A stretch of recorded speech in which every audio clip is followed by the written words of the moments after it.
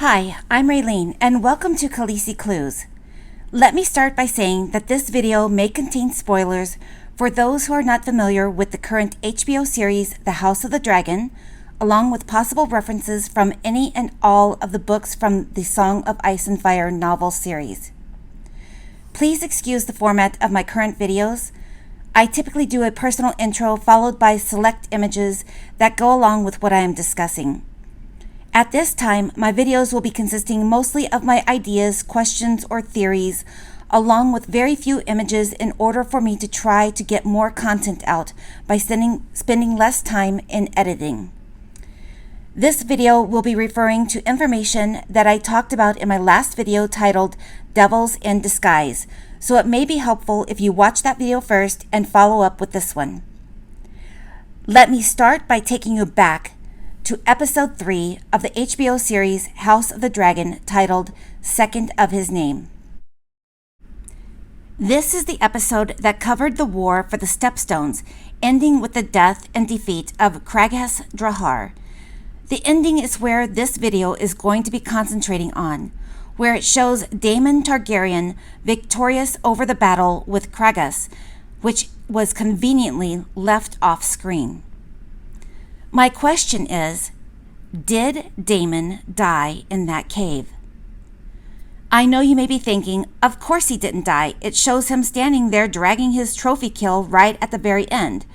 Not to mention the fact that we saw him alive and kicking in the following episodes.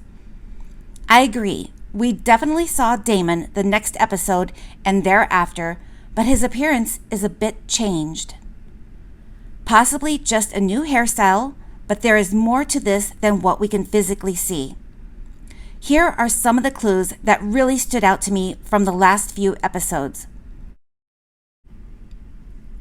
First off, it started with the fact that it never showed Craghas Drahar talking in any of the episodes. That is eerily similar to the Night King. Also interesting is that the Night King was like a frozen ice being, where Craghas is opposite, like a melted, burning fire being. This all raises the question to me of what exactly is Craghas Drahar? Why is he not able to talk or even utter any sounds? And how is it that he is able to communicate with his army? These subtle head twitches and eye movements will be very hard to detect from any short distance, let alone any long, noisy, chaotic, screaming, fiery, smoky, and not to mention dark at times, distance.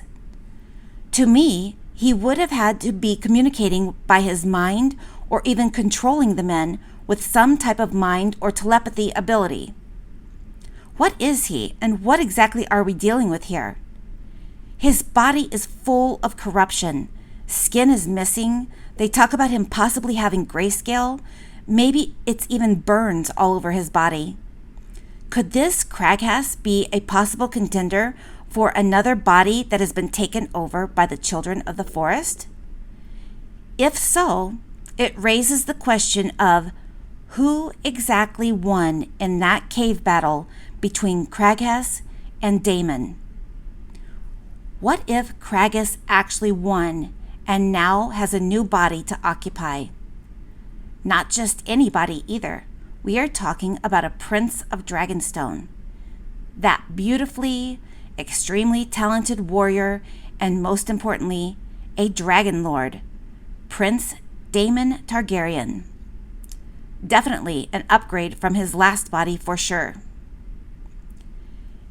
In episode 3, they come up with a plan to lure Craghas and his men out of the caves by using Daemon as bait, which sounds absolutely crazy because, hello, you only have 2 dragon riders, and if this plan goes south, then you only have 1 dragon rider remaining.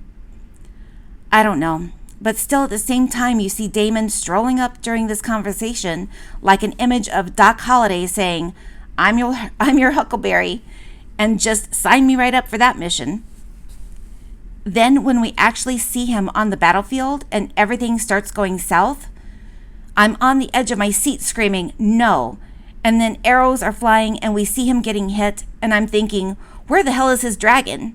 He is hurt, more than hurt, because that arrow to the upper right side quadrant of his stomach looks like a fatal shot. We are talking a serious wound there, and a flashback of that darn series 1883 pops into my head, and I'm thinking, he's dead, he's going to die from that wound. Then finally, Sea Smoke arrives, and we see Craghas walking his way back to the safety of the caves. Daemon sees him too, and then it dawns on me as we see Daemon running up the sand to follow Craghas. Exactly who was the bait here? Craghas is now luring Daemon into the caves. We don't see the battle in the caves. We only see the results as it shows Daemon now dragging Craghas' body out of the cave. As he gets to the entrance of the cave, he pauses, and we have a strikingly similar image of Daemon looking out onto the smoke-filled battlefield, smoke being symbolic of an extinguished fire or possibly death. Whereas in a previous video, we had Craghas staring out of the entrance of the cave, looking at a battlefield full of fire. Fire being symbolic of life. If you notice the way Craghas' body is dissected, it was very interesting to me. Daemon had taken an arrow in his right shoulder, in his right upper stomach, and I believe the leg also. Craghas' body is cut from the upper right shoulder, diagonally, to his left side, completely cutting it in two. His entrails spilling out, looking suspiciously like the wormy white roots of a weirwood tree. As the scene focuses in on Daemon's face, the blood pattern marks on his face are very similar to the pattern that we see on the face of Craghas, especially the line in the middle of the forehead, looking like the crack in Craghas' mask. The markings also resemble the remaining patches of black hair that we saw on the back of Craghas' head. Another notable similarity is that Daemon does not speak for the majority of this episode.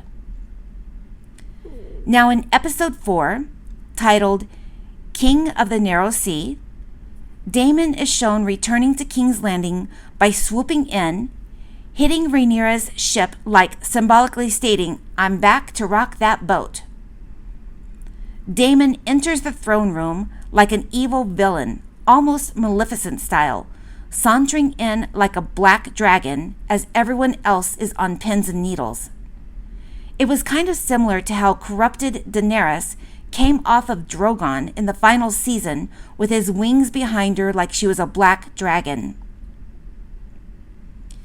Daemon is shown surrendering his weapon like a peace-type sign and going down on the knee, just the same as he did to Craghas, but was just a lure or a bluff.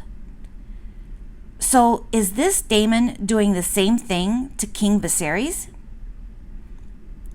Later, when Rhaenyra is talking with Daemon, she tells him that he seems changed, a bit more mature. Mature can also mean older. So is this a clue from the show writers? Because if whatever is inside Craghas is now inside Daemon, it is a magical creature, one that could live hundreds or thousands of years, possibly traveling from one body to the next. By the way, why didn't anyone ask or mention Daemon's haircut? We also have the clue of Daemon sneaking Rhaenyra out of her room. When she gets to him, he is dressed in a black cloak and he is hooded. There is that symbolism again of being cloaked. Is there something hiding in him? When they get to the Street of Silks, Daemon removes Rhaenyra's hat and his cloak. This is done to show everyone exactly who they are. He wants everyone to see them. He has been giving Rhaenyra wine. Could he have slipped anything into her wine? Is he now trying to corrupt Rhaenyra? Only time will tell as we watch further episodes, but I do fear it is beginning. During the moment when Daemon and Rhaenyra are beginning to possibly have sex, I notice that once she turns and faces him, that is when he begins to resist. She tries to continue, yet he keeps pulling back. Is this the real Daemon inside fighting back? Is this Daemon trying to protect his niece? Daemon becomes angry and storms off, leaving her there alone. Is this because whatever is inside Daemon knows that his battle is over and gives up in defeat? The next time we see him, he is passed out on the floor with Mysaria the White Worm. He asks, "Am I your prisoner?" And in the background, you can hear the bells toll and the birds caw. This can be symbolic of death. She gives him a drink and says, "This will cut the fog." He dumps it on the floor. They have a small conversation, and one of the statements she makes to him is, "I learned that skin trade could only take me so far in this life." That choice of words, skin trade, may also be a clue. The show writers could have easily used prostitution or any other choice of words, but they chose skin trade. Then one of the final clues that I noticed was a comment Alicent made to King Viserys in defense of Rhaenyra's actions and placing blame on Daemon trying to corrupt Rhaenyra. Again, it's the word choice that the show writers have used, the word corrupt, that can be symbolic of what I've been saying for what I believe is happening to many of the past and future Targaryens, especially showing the end result with Daenerys Targaryen. These are just some of the clues that I have noticed in the past couple of episodes. They may end up being something, but then again, they may end up being nothing. Sometimes when you get a theory in your head, it can be blinding and you can begin questioning everything. Hopefully the next episode will bring more clues. One last thing before I end the video. Did anyone else get the feeling that Alicent may be in love with Daemon? To me, it seemed as if she was wanting to talk with Daemon alone by showing him the newest tapestries. Then I wondered if she was waiting for Daemon to show up that night in her room as she was sipping some sort of drink before she decided to go to bed alone. She seemed very desperate to know if Rhaenyra had slept with Daemon, even getting a little bitter and insulting about their queer customs. She definitely seemed a little better once she knew her friend Rhaenyra had not slept with her possible secret lover. Alicent did state to King Viserys that Daemon knows no limits. Think about it. If the king's own daughter was not off limits for him to seduce, what does that say for the king's own wife and the daughter of his foe, Otto Hightower? Even if Daemon got Alicent pregnant, no one would ever know that it wasn't King Viserys. Another interesting fact is that Aemma Targaryen had lots of miscarriages, yet Alicent has strong pregnancies with no issues at all. I can't help but wonder if it was an issue with King Viserys' seed or with Aemma's ability to carry the birth the babies. I hope you have all enjoyed this video. Please feel free to ask any questions or leave a comment. Don't forget to hit the like button to show support, and I hope you all have a wonderful day.